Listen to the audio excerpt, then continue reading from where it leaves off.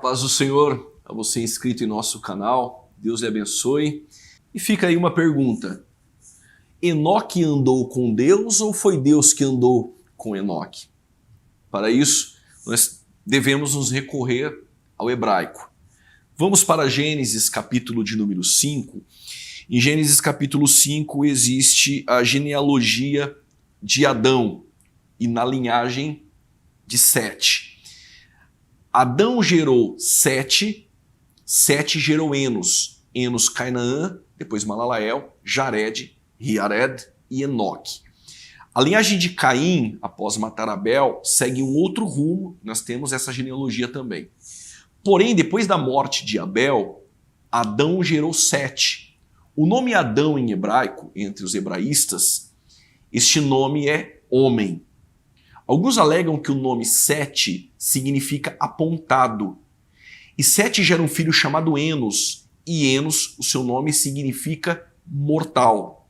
E Enos gera um filho chamado Cainaã, que traz o sentido de aflição e sofrimento, segundo alguns hebraístas. E Cainaã, ele gera um filho chamado Malalael, e Malalael significa Elohim bendito. E Malalael gera um filho chamado Jared, que é Iared. E Iared significa descerá, enquanto o Enoque, ensinamento. E Enoque gera um filho chamado Matusalém, e Matusalém significa sua morte trará. Enquanto Lameque, gerado pelo filho de Enoque, Matusalém, Lameque significa aflito. E ele gera um filho chamado Noé, ou Noa, que significa conforto, consolo e paz.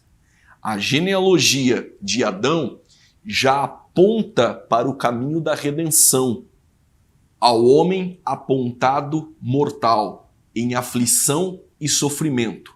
Mas Elohim bendito descerá com ensinamento, e sua morte trará ao aflito descanso, conforto e paz. Que coisa maravilhosa conhecer o hebraico, os nomes e o apontamento para o caminho da redenção, que no desdobramento destes nomes e seus significados em hebraico nos traz como riqueza e pérolas dentro da genealogia. Mas vamos falar sobre Enoque. Enoque aparece no capítulo de número 5, versículo de número 24, aparece também em Hebreus, capítulo de número 11, versículo de número 5, e na epístola de Judas, no capítulo de número 1, a partir do versículo de número 12, onde nós vamos encontrar ali o Enoque.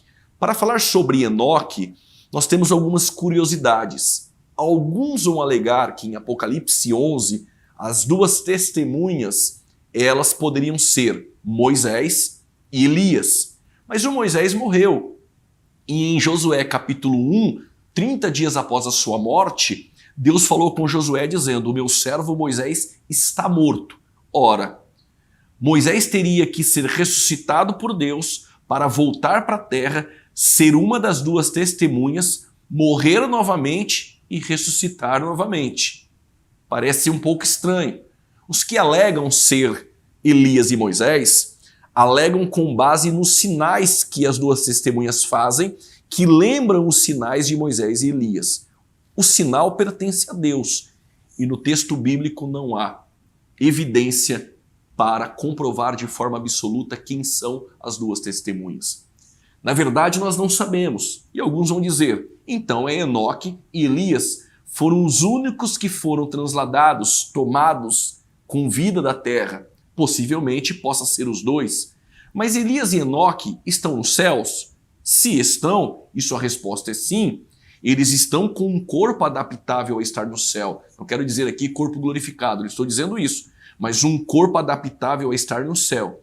Este corpo poderia voltar para a terra e morrer, porque as duas testemunhas vão profetizar por 3 anos e meio e irão morrer. E os corpos ficarão expostos por 3 dias e depois o Espírito Santo há de ressuscitá-los. Na verdade, quando a Bíblia se cala, nós não precisamos ter voz. Não me parece viável Enoque ser uma das duas testemunhas.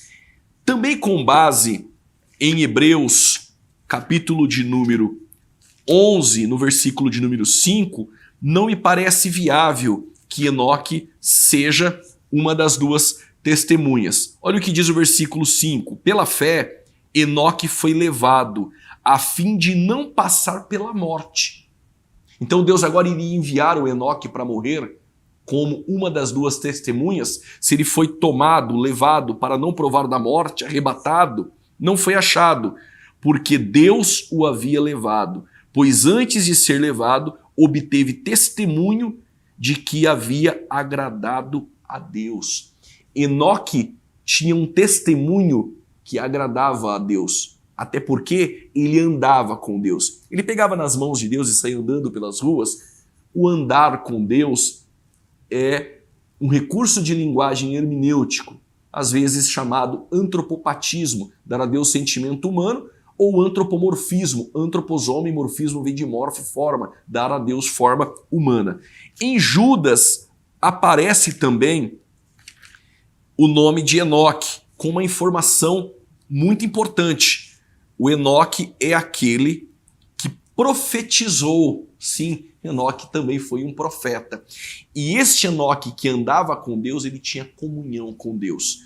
Quando diz que Moisés falava com Deus face a face, em Êxodo 33, versos 11, também é um recurso de linguagem. Ele não via a face de Deus, mas ele tinha comunhão e intimidade com Deus, assim como Enoque. Em Judas, capítulo de número 1, versículo de número 11, vai falar sobre aqueles que entraram pelo caminho de Caim, no prêmio de Balaão e na revolta de Corá. Mas logo no versículo de número 14, poderia ler do 12, que são as características daqueles que entraram pelo caminho de Caim, prêmio de Balaão e revolta de Corá, mas o 14 é enfático sobre Enoque. Foi a respeito deles que também profetizou Enoque, o sétimo depois de Adão, dizendo: eis que o Senhor vem com milhares de seus santos. Ele profetiza que a vinda de Deus, a vinda de Cristo, é com milhares de seus santos. Será que esses santos é a igreja? Bom, quando diz que Enoque andou com Deus, a palavra andar é halach. Essa palavra hebraica, halach, ela está dentro do hebraico como uma voz reflexiva. O que é a voz reflexiva em hebraico? É quando eu pratico e levo alguém também a praticar. Isso me traz uma informação muito boa e que vai enriquecer o nosso conhecimento. Halach, como uma palavra que está em uma voz reflexiva, essa palavra andar em hebraico, que é halach, tem o sentido de andar com Deus e fazer com que Deus também ande com ele. Lembre que a voz reflexiva é quando eu pratico e levo alguém para praticar. Enoque andava com Deus e Deus andava com Enoque. O que eu estou querendo te dizer neste vídeo é: ande com Deus e Deus também andará com você. Deus te abençoe e até o próximo vídeo.